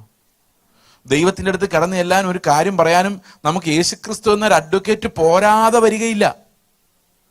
ആ അഡ്വക്കേറ്റ് പോരാ, ഒരഡ്വക്കേറ്റും കൂടെ വേണം എന്ന് പറയേണ്ടി വരികയില്ല. കാരണം അവൻ നമുക്ക് വേണ്ടി മരിച്ചവനാണ്. അവൻ മാത്രമേ നമുക്ക് വേണ്ടി മരിച്ചിട്ടുള്ളൂ. അവനെ പോലെ ആരും നമ്മളെ സ്നേഹിച്ചിട്ടില്ല. അവനെ പോലെ നമുക്ക് വേണ്ടി ആരും ഒരു തുള്ളി രക്തം ചൊരിഞ്ഞിട്ടില്ല. അതുകൊണ്ട് യേശുവിനെ അടുത്ത് നമുക്ക് എപ്പോഴും ചെല്ലാം. പക്ഷെ അത് പോരാ, ഒരു അഭിഷിക്തന്റെ കൂടെ യേശുവിൻ്റെ അടുത്തേക്ക് ചെല്ലണമെന്ന് പറയുകയാണെങ്കിൽ അതിനർത്ഥം you are seeking another Christ. നമ്മൾ പോലും അറിയാതെ നമ്മൾ വേറൊരു ക്രിസ്തുവിനെ അന്വേഷിക്കുകയാണ് അതിൻ്റെ പരിണിത ഫലം. മനസ്സിലാവുന്നുണ്ടോ ഞാൻ പറയുന്നത്? ഇത് നമ്മുടെ ഇടയിൽ ശക്തമായി. അതുകൊണ്ട് എന്താ സംഭവിക്കുന്നത് വെച്ച് കഴിഞ്ഞാൽ, നമ്മൾ പാപികളാണ്, നമ്മൾ വിശ്വസിക്കുന്നു. നിങ്ങളാണോ, നിങ്ങളുടെ പാസ്റ്ററാണോ നീതിമാൻ? നിങ്ങൾ ഇവിടെ ചോദിക്കണ്ട, ഏതെങ്കിലും ഒരു മനുഷ്യനോട് ചോദിച്ചു നോക്കി, അവൻ്റെ ഉള്ളിൽ അറിയാം പാസ്റ്റർ ദൈവത്തിൻ്റെ അടുത്ത് കുറച്ചുകൂടെ. എന്നോട് പലരും പറയുന്നത്, നിങ്ങൾ എപ്പോഴും പ്രാർത്ഥനയും ബൈബിളും അതിനൊക്കെ നടക്കുന്ന ആൾക്കാരാണ്. ഞങ്ങൾ അങ്ങനൊന്നും അല്ല. എൻ്റെ പ്രിയ സഹോദരങ്ങളെ, യേശു ക്രിസ്തുവിനെ തിന്നുകയും കുടിയനുമായ മനുഷ്യൻ എന്നാണ് പറഞ്ഞത്. കർത്താവ് ഒരു നോർമൽ മാനായിരുന്നു, ഒരു സന്യാസിയൊന്നും അല്ലായിരുന്നു. യേശു ക്രിസ്തു നമ്മളെ പഠിപ്പിച്ച് ഏത് കഷ്ടതയുടെ നടുവിലും, ഏത് ജോലിയുടെ നടുവിലും, എവിടെ ഇരുന്നാലും ക്രിസ്തു നമ്മളിൽ അധിവസിക്കാൻ പറ്റും. അവൻ്റെ ജീവൻ എവിടെയും ജീവിക്കാൻ പറ്റും. അതിനൊരു സന്യാസി ആകേണ്ട കാര്യമൊന്നുമില്ല. മനസ്സിലാവുന്നുണ്ടോ ഞാൻ പറയുന്നത്? അവന്റെ ജീവൻ is possible by faith in all circumstances. അപ്പോൾ ചില ആളുകൾ ദൈവത്തോട് പ്രത്യേക അടുപ്പമുള്ളവരാണ് എന്ന് വിചാരിക്കരുത്. ദൈവത്തിന്റെ സ്നേഹം എല്ലാവർക്കും, അവന്റെ ശരീരമാകുന്ന അവയവങ്ങളിലുള്ള എല്ലാ അവയവങ്ങളും ദൈവത്തിന് ഇമ്പോർട്ടൻ്റ് ആണ്. എന്നാൽ കൃപാവരങ്ങളിൽ വ്യത്യാസമുണ്ട്. എനിക്കൊരു ഉപദേഷ്ടാവിൻ്റെ കൃപാവരം ഉള്ളത് കൊണ്ട് അന്ത്യകാലത്ത് ജനത്തോട് കർത്താവിൻ്റെ ഉപദേശത്തെ റിസ്റ്റോർ ചെയ്യാൻ ദൈവം എന്നെ പറഞ്ഞു വിട്ടിരിക്കുന്നതുകൊണ്ട് മാത്രമാണ്. അത് ഞാൻ മിടുക്കനായതുകൊണ്ടോ, നിങ്ങളെക്കാൾ വിശുദ്ധനായതുകൊണ്ടോ, നിങ്ങളെക്കാൾ കൂടുതൽ എനിക്ക് ദൈവത്തിൻ്റെ അടുത്ത് പ്രവേശനം ഉള്ളതുകൊണ്ടോ ഒന്നുമല്ല. അതിനെ വെറും പ്യുവർ കൃപാദാനം എന്നല്ലാതെ. അതുകൊണ്ട് മക്കളുടെ ഇടയിൽ തിരിച്ചുവേദം കാണിക്കുന്ന ഒരു ദൈവമല്ല നമുക്കുള്ളത്. യേശുക്രിസ്തു നിങ്ങൾക്ക് മധ്യസ്ഥനായി ഉണ്ടെങ്കിൽ നിങ്ങൾ എനിക്ക് വേണ്ടി പ്രാർത്ഥിക്കുന്നതും ഞാൻ നിങ്ങൾക്ക് വേണ്ടി പ്രാർത്ഥിക്കുന്ന എല്ലാം ഒരുപോലെയാണ്. കാരണം എല്ലാ മക്കളും ആ ഏക മധ്യസ്ഥൻ്റെ അടുത്തേക്കാണ് ചെല്ലുന്നത്. മനസ്സിലാവുന്നുണ്ടോ? അതുകൊണ്ടാണ് പ്രാർത്ഥന എന്നൊരു സ്പെഷ്യലൈസ്ഡ് കൃപാവരമായിട്ട് വേദപുസ്തകത്തിൽ എഴുതാത്തത്. കാരണം prayer is the right of every son, every daughter, and every believer shall pray for one another, one for another and for himself. പ്രാർത്ഥന എപ്പോഴും നമുക്ക് മറ്റുള്ളവർക്ക് വേണ്ടി പ്രാർത്ഥിക്കാം. Not because I am a mediator, but because we are organs of one body. മനസ്സിലാവുന്നുണ്ടോ? എന്നാൽ ഈ Catholics പറയുന്ന അതേ മധ്യസ്ഥ സിസ്റ്റം, മധ്യസ്ഥ സിദ്ധാന്തം, ഈ അനോയിൻറ്റഡ്, നിങ്ങൾ ആലോചിച്ച് നോക്കിയാൽ ഇന്ന് ഈ അനോയിൻറ്റഡ് എന്ന് പറഞ്ഞ് നടന്ന അഭിഷിക്തർ എന്ന് പറഞ്ഞ പല ആൾക്കാരും തിരിച്ച് കത്തോലിക്ക ചർച്ചിലോട്ട് പോകാൻ കാരണം അവരെല്ലാം ബേസിക്കലി ഒന്ന് തന്നെ ആയതുകൊണ്ടാണ്. അവരന്നും ഇന്നും ഇടനിലക്കാർ വഴിയാണ് ദൈവത്തെ സമീപിക്കാൻ ശ്രമിപ്പിച്ചിട്ടുള്ളത്. ആൾക്കാരെ അങ്ങനെ തന്നെ അവർ നിർത്തുന്നത്. അതായത് നിങ്ങൾ തന്നെ പ്രാർത്ഥിക്കേണ്ട, പാസ്റ്ററെ വിളിച്ച് പ്രാർത്ഥിപ്പിക്കണം എന്ന് പറയാനുള്ള കാരണം this creation of this new religion. അതിനെ ഒരാൾ ഈ കവറിങ് തിയോളജി എന്നൊക്കെ വിളിക്കാറുണ്ട്. അതായത് അഭിഷിക്തന്റെ അഭിഷേകം നിങ്ങളെ പ്രൊട്ടക്ട് ചെയ്ത് വെച്ചിരിക്കുക. ഈ സഭയിൽ വരുമ്പോൾ നിങ്ങൾക്ക് പ്രൊട്ടക്ഷൻ ഉണ്ട്. വെളിയിൽ പോയാൽ പോക്കാം. കേട്ടിട്ടുണ്ടോ ഇതൊക്കെ? നിങ്ങൾ പാസ്റ്ററുടെ വെളിയിൽ എന്താ സഭയുടെ വെളിയിൽ പോയാൽ നിങ്ങൾ ശപിക്കപ്പെടും. കാരണം നിങ്ങൾ ഇപ്പോൾ ഇരിക്കുന്ന ആരുടെ പ്രൊട്ടക്ഷൻ്റെ കീഴിലാണ്? ഈ അഭിഷിക്തന്റെ പ്രത്യേക അഭിഷേകത്തിന്റെ പ്രൊട്ടക്ഷന്റെ കീഴിലാണ്. ഇതൊക്കെ ഈ ക്രിസ്തുവിന്റെ ഏകത്വത്തെ, ഏകരക്ഷകൻ എന്നുള്ള അവന്റെ സ്റ്റാറ്റസിനെ വെല്ലുവിളിക്കുന്ന ഉപദേശമാണ്.